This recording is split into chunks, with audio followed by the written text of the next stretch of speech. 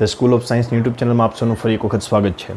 મિત્રો, આપણે તાપમાન અને ઉષ્માનું પ્રસરણ એનું આપણે રિવિઝન કરવાનું છે. સૌપ્રથમ તાપમાનથી શરૂઆત કરીએ મિત્રો, કે તાપમાન એટલે શું?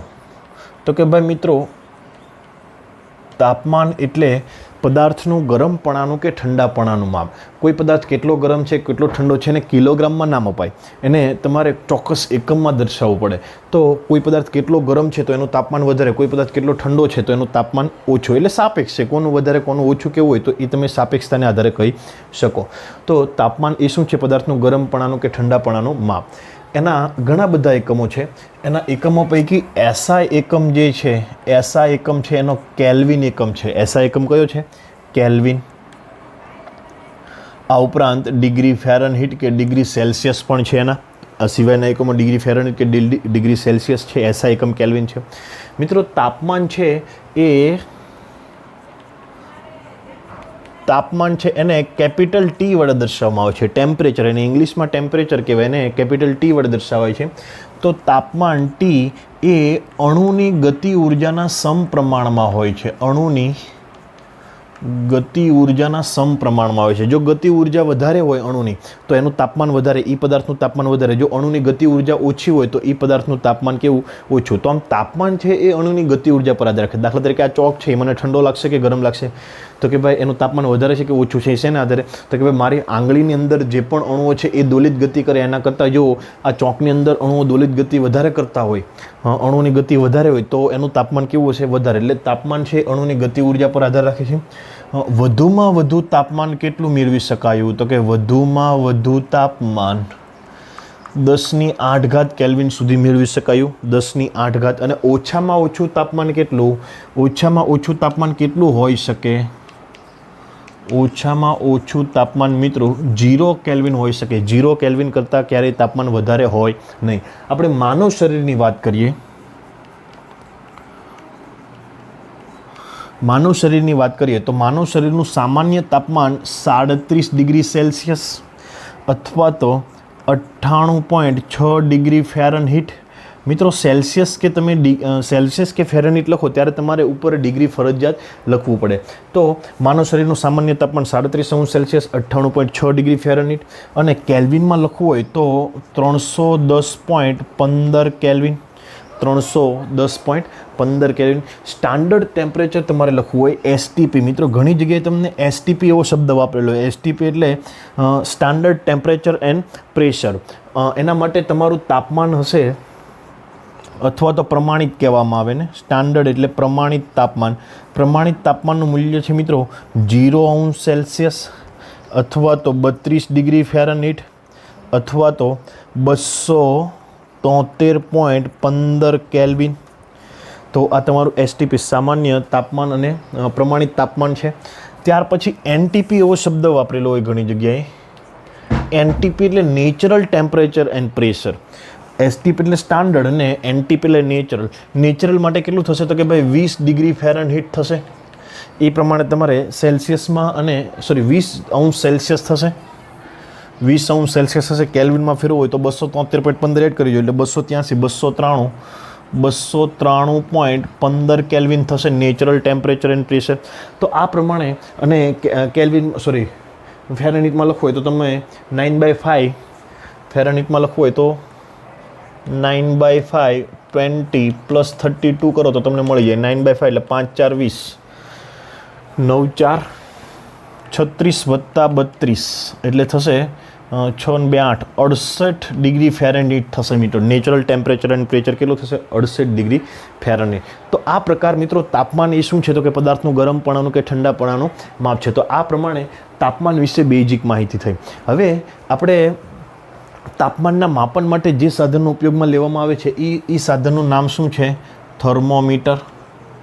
થર્મોમીટર એ તાપમાન માપનની જે પ્રક્રિયા છે, માપવા માટેનું જે સાધન છે એને થર્મોમીટર કહેવામાં આવે ને. એ થર્મોમીટર દ્વારા જે તાપમાન માપવાની પ્રક્રિયા કરવામાં આવે છે એને શું કહેવામાં આવે છે? થર્મોમેટ્રી. થર્મોમેટ્રી કહેવામાં આવે છે મિત્રો. થર્મોમીટર ખૂબ લાંબો ટોપિક હતો આપણે મિત્રો, એને આપણે ટૂંકમાં સૂત્રો દ્વારા દર્શાવી દઈએ. પહેલાં બોર્ડ ક્લિયર કરી દઈએ મિત્રો.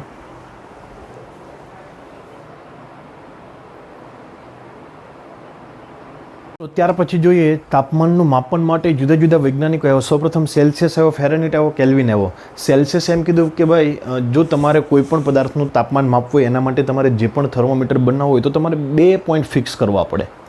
એક તો અપર ફિક્સ પોઈન્ટ અને એક lower fix point. Upper fix point તરીકે મિત્રો UFP અપર ફિક્સ પોઈન્ટ તરીકે પાણીનું સામાન્ય વાતાવરણ દબાણે ઉત્કલન બિંદુ લેવામાં આવે. શું લેવામાં આવે? પાણીનું ઉત્કલન બિંદુ સામાન્ય વાતાવરણ દબાણે. અને લોઅર ફિક્સ પોઈન્ટ તરીકે સામાન્ય વાતાવરણ દબાણે પાણીનું ગલન બિંદુ લેવામાં આવે. તો સૌપ્રથમ સેલ્સિયસ નામનો વૈજ્ઞાનિક આવેલો. સેલ્સિયસ એણે એવું કીધું કે ભાઈ પાણીનું તમારે ઉત્કલન બિંદુ લેવું હોય તો મારા માપક્રમ પર તમારે 100 કહેવાનું અને ગલન બિંદુ તમારે 0 કહેવાનું. તો સેલ્સિયસ પ્રમાણે UFPનું મૂલ્ય થશે 100° સેલ્સિયસ અને LFPનું મૂલ્ય થશે 0° સેલ્સિયસ. UFP 100° સેલ્સિયસ અને LFP 0° સેલ્સિયસ. ત્યાર પછી ફેરનહીટ આવ્યો.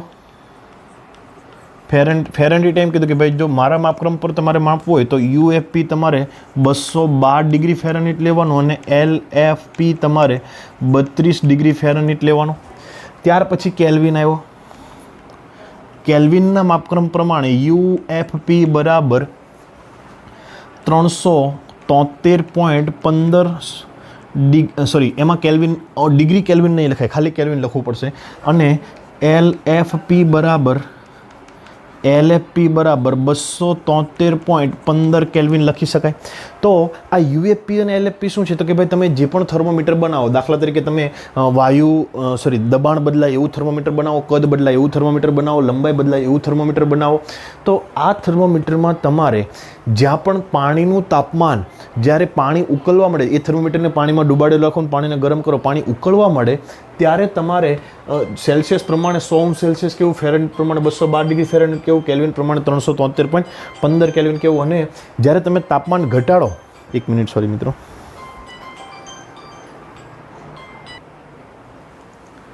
તો મિત્રો આપણે આ UFP અને LFP જોયું. UFP અને LFP આપણે વાત એ કરતા હતા કે જ્યારે UFP એટલે અપર ફિક્સ પોઈન્ટ, એટલે પાણી જ્યારે ઉકળવા માટે ત્યારે. હવે જ્યારે થર્મોમીટરને પાણીમાં ડૂબાડેલું રાખો અને જો એ પાણીને ઠંડુ પાડવાનું તમે શરૂ કરો તો કે જ્યારે પાણી બરફ બનવાનું શરૂઆત થાય ત્યારે કેલ્વિન કે ભાઈ મારા માપક્રમ પર તમારે કહેવું હોય તો એને તમારે 273.15 કહેવાનું, ફેરનહીટ કે મારે 32 કહેવાનું, અને સેલ્સિયસ કે મારા માપક્રમ પર તમારે કહેવું હોય તો 0 કહેવાનું. બધામાં પેલો પારો તો આપણે પારાવાળું થર્મોમીટર બનાવ્યું એમાં તો પારો એટલે જ પહોંચશે અને ગલન બિંદુ થાય ત્યારે નીચે જ પહોંચશે. પરંતુ આપણે આમાં જોઈએ તો આમાં કેટલા ગાળા પાડવા પડશે? 100. તો કે આટલા ભાગને 100 ભાગમાં વિભાજો. આમાં કેટલા? તો કે 180. આટલા જ ભાગને, એમાં પણ પારો કાંઈ વધારે ઉપર નહીં જાય, ખાલી ત્યાં લખ્યું હશે 212 વધારે. એને જે ભાગ પાડ્યા છે કેવા છે? નાના નાના ભાગ પાડ્યા છે. અને આને પણ કેટલા? તો કે આને સેલ્સિયસ અને કેલ્વિને સરખા ભાગ પાડેલા, 100 ભાગ જ પાડવાના. તો આને આધારે એક સામાન્ય સૂત્ર છે મિત્રો. એ સૂત્ર પરથી તમે કોઈ પણ દાખલો તમે સોલ્વ કરી શકો. અને એ સૂત્ર આ પ્રમાણે છે: x - LFP ના છેદમાં UFP - LFP. એટલે શું કહેવા માગે? x એટલે તમારે કયા માપક્રમમાં માપવાનું છે, કેટલું માપ મળશે. LFP એટલે તમારે જે માપક્રમમાં માપવાનું છે, સેલ્સિયસમાં માપવું હોય, કેલ્વિનમાં માપવું હોય, એનું તમારે લોઅર ફિક્સ પોઈન્ટ લેવાનું. અને અહીંયા અપર ફિક્સ પોઈન્ટ અને અહીંયા એ માપક્રમનું લોઅર ફિક્સ પોઈન્ટ. આ મૂલ્ય હંમેશા અચળ થશે. આ મૂલ્ય કેવું થશે? હંમેશા અચળ થશે. આપણે આનામાં આ ત્રણેય માટે લખવું હોય તો શું લખી શકીએ? તો કે x - સેલ્સિયસ માટે લખવું હોય તો અહીંયા એક્સની જગ્યાએ શું આવશે? અંશ સેલ્સિયસ આવશે. માઇનસ LFP કેટલું થશે? એનું 0. UFP કેટલું થશે? 100 - 0. તમારે ફેરનહીટમાં લખવું એટલે કે તમે આ માપ છે આમાં માપો, આમાં માપો, આમાં માપો, અથવા તો બીજો કોઈ અવરોધ લ્યો, દબાણ લ્યો, કદ લ્યો, કોઈ પણ વસ્તુ તમે લઈ શકો, લંબાઈ લ્યો, તો એ બધા માટે એક સમાન જ થશે. એટલે આના માટે તમારે લખવું હોય તો કયું આવશે? ફેરનહીટમાં ડિગ્રી ફેરનહીટ માઇનસ LFP કેટલું છે એના માટે? 32. અને છેદમાં કેટલા આવશે? 212 - 32. કેલ્વિનમાં તમારે મિત્રો લખવું હોય તો શું આવશે? કેલ્વિન - 273.15 ના છેદમાં 373.15. હવે તમારે આમાંથી એક એકમમાંથી બીજા એકમમાં જવું હોય તો આ સૂત્ર પરથી તમે સરળતાથી જઈ શકો. દાખલા તરીકે તમને એમ કે 100 ડિગ્રી ફેરનહીટ એટલે કેટલા કેલ્વિન, તો તમારે કેલ્વિન અને ફેરનહીટ વાળો સંબંધ લેવાનો. 100 ડિગ્રી ફેરનહીટ એટલે અહીંયા 100 લખવાના, તો તમને કેલ્વિનની કિંમત ખબર પડી જાય. તમને એમ કે 1000 કેલ્વિન એટલે કેટલા અંશ સેલ્સિયસ, તો તમારે અહીંયા કેટલા લખવાના 1000, અહીંયા 1000 લખો તો સેલ્સિયસ, કેલ્વિન અને સેલ્સિયસ, તો તમારે આ સંબંધ નહીં લેવાનો, આ અને આ સંબંધ લેવાનો. તો કેલ્વિનની જગ્યાએ કેટલા લખવાના 373 માઇનસ મિત્રો અહીંયા 273.15 આવશે. કેલ્વિનની જગ્યાએ 1000 અને તમે સેલ્સિયસને કરતા બનાવો. તો આવી રીતે કોઈ પણ તમે એક એકમમાંથી બીજા એકમમાં તમે જઈ શકો આ સૂત્રની મદદથી. હવે મિત્રો બીજું કે આ તો તમને ખાલી માપક્રમનો ફેરફાર આપેલા છે. હવે તમને એમ કે ભાઈ તમારે લંબાઈ આધારિત માપવાનું છે કે જો પાણી તમે એક થર્મોમીટર બનાવ્યું છે એ લંબાઈ આધારિત થર્મોમીટર છે. જો એની અંદર કોઈ એક પ્રવાહી ભરેલું છે, એ પ્રવાહી આમ ઉપર તરફ વધે છે. જેમ કે આપણો પારાનું તો કદ વધે છે, પરંતુ આપણે લંબાઈના સમકક્ષ જ લઈએ છીએ. પારો ઉપર થાય છે, એની લંબાઈમાં વધારો થાય છે. તો તમને એમ કે ભાઈ જો લંબાઈ 100 સેન્ટીમીટર હોય ત્યારે પાણી ઉકળવાનું શરૂ થાય અને લંબાઈ 10 સેન્ટીમીટર હોય ત્યારે પાણી ઠરવાનું શરૂ થાય, એટલે કે બરફ બનવાનું શરૂ થાય. તો એના માટે અપર ફિક્સ પોઈન્ટ અને લોઅર ફિક્સ પોઈન્ટ કેટલો, તો કે ભાઈ અપર ફિક્સ પોઈન્ટ એનો 100 સેન્ટીમીટર અને લોઅર ફિક્સ પોઈન્ટ તમારો 10 સેન્ટીમીટર, તમને જેટલા કીધેલા હોય એટલા. તો એના માટે પણ આવું સૂત્ર બની શકે કે L માઇનસ L0 ના છેદમાં L100 માઇનસ L0. એટલે શું કહેવા માગે, તો કે ભાઈ જ્યારે પાણી ઠરવાનું શરૂ થાય ત્યારે લંબાઈ હોય અહીંયા લખવાની, જ્યારે પાણી ઉકળવાનું શરૂ થાય ત્યારે એ લંબાઈ અહીંયા લખવાની. તો તમને કોઈ પણ તાપમાને કે તો અહીંયા તમને L મેળવવાનું કે તો તમે ગણતરી કરીને મેળવી શકો. આવી જ રીતે અવરોધ આધારિત કે ભાઈ જ્યારે પાણી ઉકળવાનું શરૂ થાય ત્યારે અવરોધ આટલો અને પાણી ગળવાનું એટલે કે ઠારણ થવાનું બરફ બનવાનું શરૂ થાય ત્યારે અવરોધ આટલો. તો એના માટે આવું સૂત્ર બની શકે R માઇનસ R0 ના છેદમાં R100 માઇનસ R0. ત્યાર પછી કદ આધારિત હોય તો એ આવું થઈ શકે કે V માઇનસ V0 ના છેદમાં V100 માઇનસ V0. ત્યાર પછી દબાણ આધારિત પણ થઈ શકે. એના માટે આવું સૂત્ર આવશે P માઇનસ P0 ના છેદમાં P100 માઇનસ P0. તો આવા બધા આ પ્રશ્ન કેવી રીતે પૂછાઈ શકે, હું એક અહીંયા રકમ લખું છું કે ભાઈ પાણીનું જ્યારે આપણે દબાણ આધારિત થર્મોમીટર બનાવવું છે. એક થર્મોમીટર દબાણ આધારિત બનાવેલું છે. પાણી જ્યારે ઉકળવાનું શરૂ થાય ત્યારે દબાણ છે 10 atm ઉકળવાનું શરૂ થાય ત્યારે. તો એ આમાંથી કયું હશે, P0 P100 કે P, તો કે ભાઈ ઉકળવાનું શરૂ થાય ત્યારે P100, તો આ તમારું P100 છે માપ. જ્યારે પાણી ઠારણ શરૂ થાય એટલે કે બરફ બનવાનું શરૂ થાય ત્યારે એનું દબાણ હશે 2 atm, એટલે EP0 કહેવાશે 2 atm. તો 5 atm દબાણ હશે ત્યારે સેલ્સિયસમાં માપ કેટલું હશે, P બરાબર 5 atm હશે ત્યારે સેલ્સિયસમાં માપ કેટલું થશે. તો આમાં તમને બધી વેલ્યુ ખબર છે, તમારે મેળવવાનું છે સેલ્સિયસ. તો તમે સેલ્સિયસનું આ સૂત્ર ઉઠાવો, આના બરાબર સેલ્સિયસ લખી દો, આના બરાબર આ પણ થાય, આના બરાબર આ બધા એક સમાન થશે, બધા એક સમાન થશે. તમને એમ કે ભાઈ ફેરનહીટમાં એનું માપ કેટલું થાય, તો આના આ સૂત્ર બરાબર આ સૂત્ર લખી દેવાનું, ફેરનહીટને કરતાં બનાવો તો તમારો આન્સર મળી જશે. આ સિવાય બીજી એક પદ્ધતિ છે મિત્રો, એને ટ્રિપલ બિંદુની પદ્ધતિ છે. કઈ પદ્ધતિ છે, ટ્રિપલ બિંદુની પદ્ધતિ છે. એ કંઈક આવી છે કે એક્સના છેદમાં XTR બરાબર ટીના છેદમાં 273.16 આ પદ્ધતિને આધારે પણ તમે કરી શકો.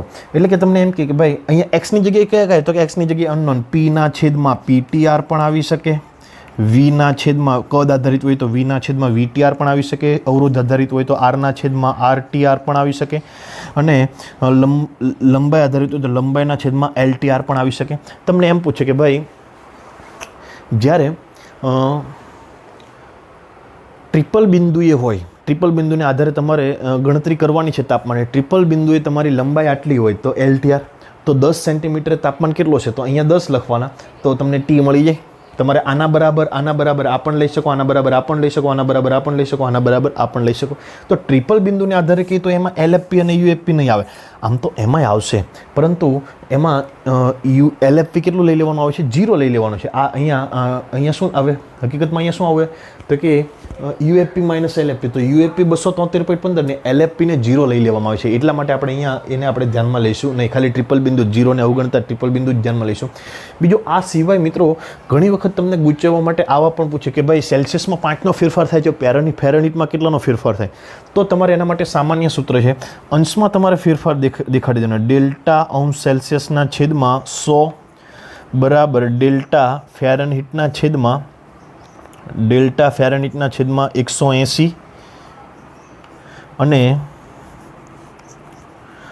ડેલ્ટા કેલ્વિનના છેદમાં 100. તમને એમ કે 5 ડિગ્રી ફેરનહીટનો ફેરફાર થાય તો કેલ્વિનનો કેટલો ફેરફાર થાય? તો અહીંયા કેટલા લખવાના? 5. તો 5 ભાગ્યા 180 ગુણ્યા 100 કરી દો તો તમને કેલ્વિનમાં ફેરફાર મળી જાય. તમને એમ પૂછે કે 5 અંશ સેલ્સિયસનો ફેરફાર થાય તો કેલ્વિનમાં કેટલો ફેરફાર? તો સેલ્સિયસ અને ફેરનહીટ, તો આ અને આને સરખાવવાનો, તો 5નો આમાં ફેરફાર થાય તો આમાં કેટલાનો થાય? તો કે 100 ઉડી જશે. એટલે કેલ્વિનમાં અને સેલ્સિયસમાં ફેરફાર એક સમાન થાય અને ફેરનહીટમાં ફેરફાર 1.8 ગણો થાય. ફેરનહીટમાં કેટલો ફેરફાર થશે? 1.8 ગણો. તો મિત્રો આ જુદા જુદા તાપમાન માપવા માટેના થર્મોમીટરની રીત છે.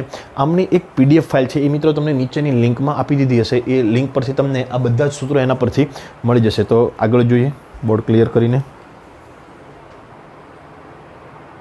ત્યાર પછીનો ટોપિક છે મિત્રો ઉષ્મીય પ્રસરણ. ઉષ્મીય પ્રસરણ એટલે શું? તો કે તમે કોઈ પદાર્થને ઉષ્મા આપો, ગરમ કરો તો એના તાપમાનમાં વધારો થાય. તાપમાનમાં વધારાની સાથે સાથે એના લંબાઈ, ક્ષેત્રફળ અને કદમાં પણ વધારો થાય.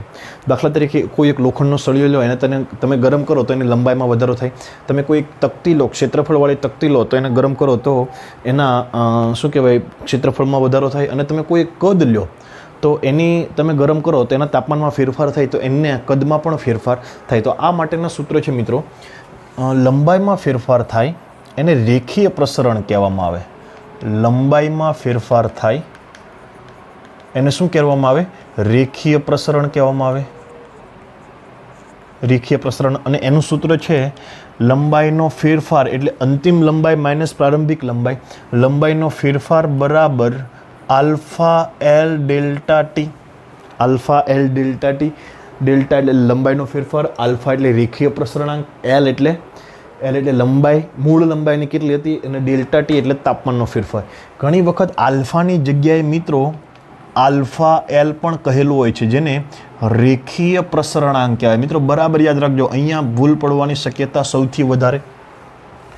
ત્યાર પછી જો લંબાઈ ન હોય, સળિયો નહીં હોય ને કોઈ તકતી હોય, કોઈ મોટું ક્ષેત્રફળ હોય, તો એના તમે તાપમાન વધારશો તો એને લંબાઈ ન આવે, ને લંબાઈ અને પહોળાઈ બંને આવે, તો ટૂંકમાં એને ઇનડાયરેક્ટલી ક્ષેત્રફળ આવે. ને શું આવશે? ઇનડાયરેક્ટલી ક્ષેત્રફળ.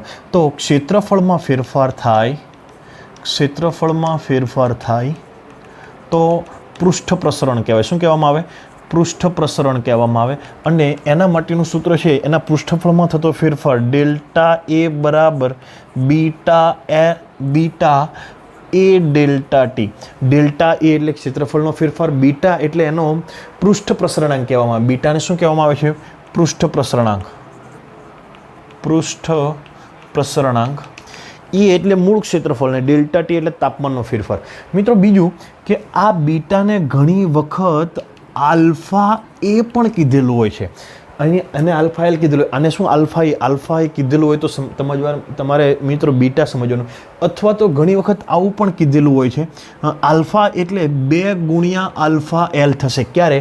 કે ભાઈ તમારું આ ક્ષેત્રફળ છે, આ તમે અને ગરમ કરો તો આ બાજુનું આ લંબાઈ બંને બાજુ સમાન છે, ચોરસ છે એવું તમે વિચારી લો. જો આની અહીંયા પણ લંબાઈમાં ડેલ્ટા એલ ફેરફાર થતો હોય, અહીંયા પણ ડેલ્ટા એલ, જો સમાન ફેરફાર થતો હોય તો 2 આલ્ફા એલ, તો 2 આલ્ફા એલ. પરંતુ આ લંબાઈ સમાન હોય અને આ બાજુ વધારે વધારો થતો હોય અને આ બાજુ ઓછો વધારો થતો હોય તો બંને સમાન હોય નહીં. તો તમારે બીટા બરાબર શું લખવું પડશે? તો કે ભાઈ આલ્ફા L1 વત્તા આલ્ફા L2. બંને બાજુના અલગ અલગ હોય તો તમને એમ કે ભાઈ લંબાઈ માટે પ્રસરણાંક આટલો છે અને પહોળાઈ માટે પ્રસરણાંક આટલો છે, તો તમારે લંબાઈના પ્રસરણાંકમાં શું કરવાનું? એક લંબાઈનો પ્રસરણાંક વત્તા પહોળાઈનો પ્રસરણાંક એટલે આલ્ફા L1 વત્તા આલ્ફા L2, એને ઇનડાયરેક્ટલી બીટા કહેવાશે. જો બંને બાજુ સમાન હોય તો 2 આલ્ફા કહેવાશે, અથવા તો બીટાને આલ્ફા એ પણ કહી શકે. ત્યાર પછી જો કદમાં ફેરફાર થતો હોય, તો એને કદ પ્રસરણ કહેવાય છે. કયું પ્રસરણ કહેવાય મિત્રો? કદ પ્રસરણ કહેવાય. અને એનું સૂત્ર થશે ડેલ્ટા વી બરાબર gamma V delta T. Delta V બરાબર ગ્યામા વી ડેલ્ટા ટી. ગ્યામા એટલે શું થશે? કદ પ્રસરણાંક થશે. કદ પ્રસરણાંક થશે. મિત્રો ગ્યામાને ઘણી વખત આલ્ફા વી પણ કીધેલું હોય છે. આલ્ફા વી એટલે પણ કદ પ્રસરણાંક. ખાલી આલ્ફા કીધું હોય તો આપણે લંબાઈ પ્રસરણ, પણ તમને એમ કીધું હોય કે કદ માટેનો પ્રસરણાંક આટલો છે આલ્ફા, તો તમારે આલ્ફા વી સમજવું અથવા તો ગ્યામા સમજવું. આની જગ્યાએ તમે 3 આલ્ફા એલ પણ લઈ શકો. 3 આલ્ફા એલ. કેવી રીતે 3 આલ્ફા એલ? તો કે ભાઈ જો બધી બાજુ સમાન હોય, કદ એ ત્રિપરિમાણમાં હોય. આપણે આમ કહેવું હોય તો આવું કહી શકીએ કે ભાઈ લંબાઈ છે એક પરિમાણીય છે, ક્ષેત્રફળ છે દ્વિપરિમાણીય છે અને કદ છે એ ત્રિપરિમાણીય છે. જો તમારે કદના સંદર્ભમાં લેવું હોય તો આનો પણ આલ્ફા એલ હોય. જો બધાના સમાન હોય તો તમે 3 આલ્ફા એલ લઈ શકો, પરંતુ જો બધાના જુદા જુદા હોય તો ગામા બરાબર તમારે શું લખવું પડે? આલ્ફા એલ 1 વત્તા આલ્ફા એલ 2 વત્તા આલ્ફા એલ 3. તમને એમ કે ભાઈ લંબાઈનો પ્રસરણાંક આટલો છે, પહોળાઈનો પ્રસરણાંક આટલો છે અને ઊંચાઈનો પ્રસરણાંક આટલો છે. તો તમને એવું પણ કે ક્ષેત્રફળનો પ્રસરણાંક આટલો છે અને લંબાઈનો પ્રસરણાંક આટલો છે, તો તમારે ક્ષેત્રફળ વત્તા શું કરી દેવાનું? લંબાઈ કરી દેવાનું. બીજું મિત્રો, આલ્ફા બીટા અને ગામા વચ્ચેનો સંબંધ કંઈક છે. આલ્ફા જેમ બીટા જેમ ગામા. તો બીટા એટલે કેટલા થાય? 2 આલ્ફા થાય. ગામા એટલે 3 આલ્ફા થાય. બીટા એટલે 2 આલ્ફા, ગામા એટલે 3 આલ્ફા. તો આનો સંબંધ આવી આલ્ફા જેમ બીટા જેમ ગામા હોય તો 1:2:3 થાય. બીજું કે આલ્ફા એટલે શું થશે? તો કે ભાઈ બીટા/2 અને ગામા/3. અહીંયા તમે આલ્ફાને કરતા બનાવો હોય તો 2ને છેદમાં લઈ જવું પડે. અહીંયા આલ્ફાને કરતા બનાવો હોય તો 3ને છેદમાં લઈ જવું પડે. આલ્ફા એલ એટલે મિત્રો આપણે આલ્ફા કીધેલું છે. બીજું બીટા અને ગામા વચ્ચેનો સંબંધ તમારે લખવો હોય તો બીટા બરાબર 2/3 ગામા લખી શકો તમે. બીટા બરાબર આ બીટા અને ગામા વચ્ચેનો સંબંધ મેળવવા માટે 2ને તમે ઉપર લઈ જઈ શકો. તો મિત્રો આ થયું રેખીય પ્રસરણ. હવે આને આધારિત તમારે જુદા જુદા બીજા લોલકવાળી ઘડિયાળ છે, પછી આપણે કોઈ માપપટ્ટી, લોખંડની માપપટ્ટીથી માપન કરીએ એ છે, ઘનતામાં ફેરફાર છે, એ પ્રસરણને આધારે કેવા કેવા ફેરફારો થાય છે એ પણ મિત્રો આપણા સિલેબસમાં છે. તો આજનું રિવિઝન આપણે અહીંયા સુધી રાખીએ છીએ. ધન્યવાદ મિત્રો. આ બધા સૂત્રો તમારે તૈયાર કરવાના છે અને એક વખત તમારે ફરજિયાત લખવાના છે. તો આજનો વિડીયો લેક્ચર અહીંયા સુધી રાખીએ મિત્રો. ધન્યવાદ.